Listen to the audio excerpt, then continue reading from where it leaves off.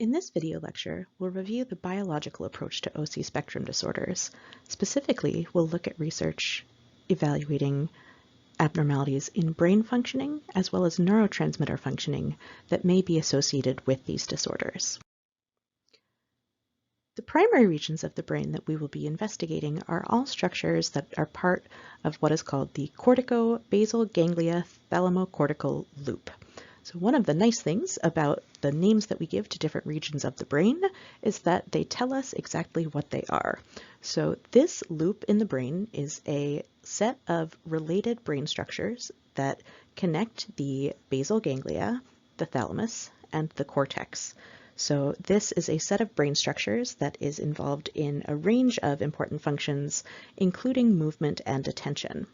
This set of structures has been implicated in psychological disorders, including OC spectrum disorders and attention deficit hyperactivity disorder, as well as motor disorders such as Parkinson's disease and Huntington's disease. The first region of the brain that we are going to look at is the anterior cingulate cortex. So this part of the loop is involved in error and conflict monitoring. So we are going to look at results of an fMRI study investigating anterior cingulate cortex activity in patients with obsessive compulsive disorder compared to control individuals. So remember that when we are doing fMRI studies, we need to have tasks that an individual is able to complete when they are in an fMRI machine. So in order to assess brain activity related to error or conflict monitoring, we are going to look at a study using a paradigm called a flanker interference task. So in this task, an individual is asked to focus on a central or target stimulus and to respond to that stimulus while ignoring potentially distracting information. So for example, in an fMRI, a person could be asked to hit a button if the target stimulus presents a fruit, and to not hit the button if the target stimulus, if the stimulus in the center is not a fruit.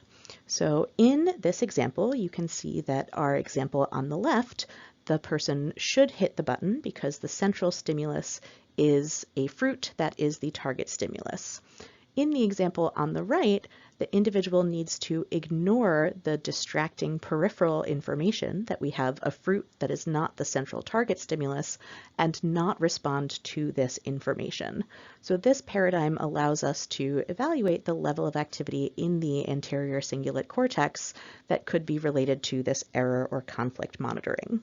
So I'm going to show you findings from a study that compared 8 adult patients with obsessive compulsive disorder to 7 healthy control adults who did not have any psychiatric disorder, who were evaluated in an fMRI while completing one of these flanker interference tasks. The brain region in the crosshairs in these images is the anterior cingulate cortex. And what you can see in these images is a pattern where we have low activity in the anterior cingulate cortex in the healthy control sample compared to increased activation among our participants with obsessive compulsive disorder during this task. So this suggests that the anterior cingulate cortex may be overly reactive among individuals with OCD.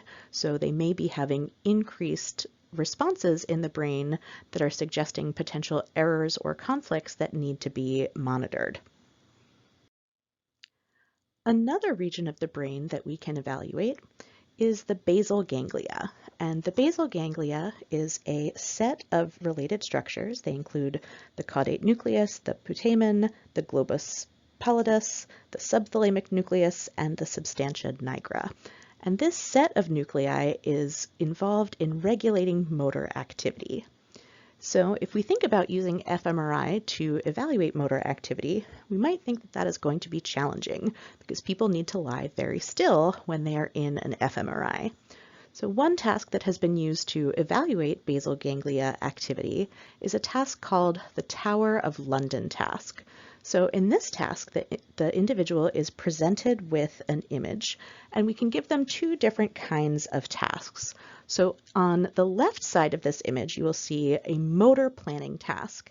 And in this task, the individual is asked to count the number of steps that it would take to get from the beginning image, so the image on the bottom of the screen, to the goal image on the top of the screen. And then they would hit either the left or the right hand button to indicate the number of steps that it would take. So in this example A, it would take 3 steps to get from the beginning image to the goal image. First, you would start by moving the red ball from the middle post to the right-hand post. Then you would move the yellow ball from the left-hand post to the now empty middle post. And then finally, you would move the blue ball from the left-hand post to the middle post, where it would now be on top of that yellow ball that you just moved. So you would hit the left button, and this is a motor planning task in which the individual is imagining engaging in motor behavior without actually having to move while they are in the fMRI. Brain activation during this motor planning task is contrasted with a baseline task, where the individual is presented with a visually comparable image, but the task does not involve motor planning. Instead, the individual is asked to count the number of yellow and blue beads. So for example, on the right-hand side of this image, the image labeled B, the person would respond by hitting the right-hand button to indicate that there are 5 total yellow and blue beads. So 2 blue and 1 yellow bead on the top, 1 yellow and 1 blue bead on the bottom, for a total of 5 beads. So this allows us to compare an individual's brain activation when looking at a similar stimulus while engaging in motor planning behavior compared to when they are not planning motor behavior.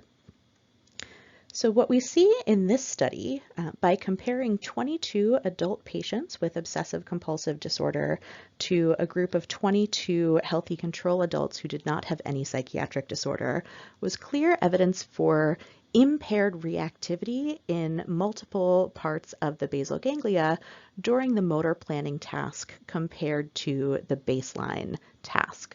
So this suggests that there is basal ganglia dysfunction or dysregulation in obsessive compulsive disorder.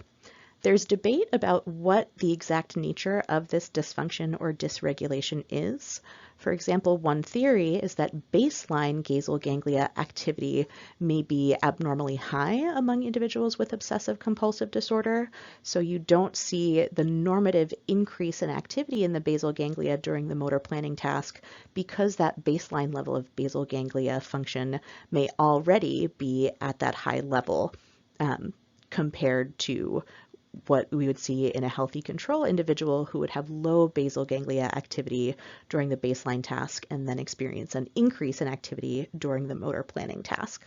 So there's still a lot of active research and debate going on in order to characterize the nature of the activation, dysfunction, or dysregulation that might characterize our obsessive compulsive disorder, but we have clear evidence for differences in functioning in the basal ganglia among individuals with OCD compared to healthy controls.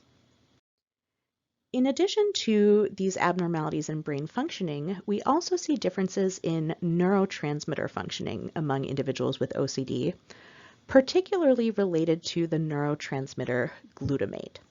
So one difference that we see in individuals with obsessive compulsive disorder compared to individuals who do not have the disorder is that we see higher overall levels of glutamate in these individuals. So these are findings from a study of 21 adults with obsessive compulsive disorder, and all of these adults were not currently taking medication and had never previously taken medication. So it is not possible that these differences in their glutamate levels could be attributed to current or past medication use. They were compared to a group of 18 healthy control adults who were selected to be matched in terms of age and gender to the group of patients with obsessive compulsive disorder. And here we are comparing the concentration of glutamate in these individuals' cerebrospinal fluid. So what you can see is that the concentration of glutamate is significantly higher among the group of adults with obsessive compulsive disorder who are portrayed on the left compared to the average glutamate concentration among the healthy control sample on the right. Interestingly, we see a similar pattern when we look at changes in glutamate levels among individuals after they have been treated for obsessive compulsive disorder. So this was a small study in which the glutamate concentration of 11 healthy control participants. In this study, they were children and adolescents. So the healthy control participants in this study do not have any psychiatric disorder. And they were compared to a group of pediatric and adolescent patients with obsessive compulsive disorder whose glutamate concentration was assessed before treatment and after 12 weeks of treatment with paroxetine, which is a SSRI. So what you can see is that before treatment, we see the same pattern of difference that we saw in the adults with OCD compared to healthy controls. That before treatment, these pediatric and adolescent OCD patients have higher glutamate concentration compared to the healthy controls.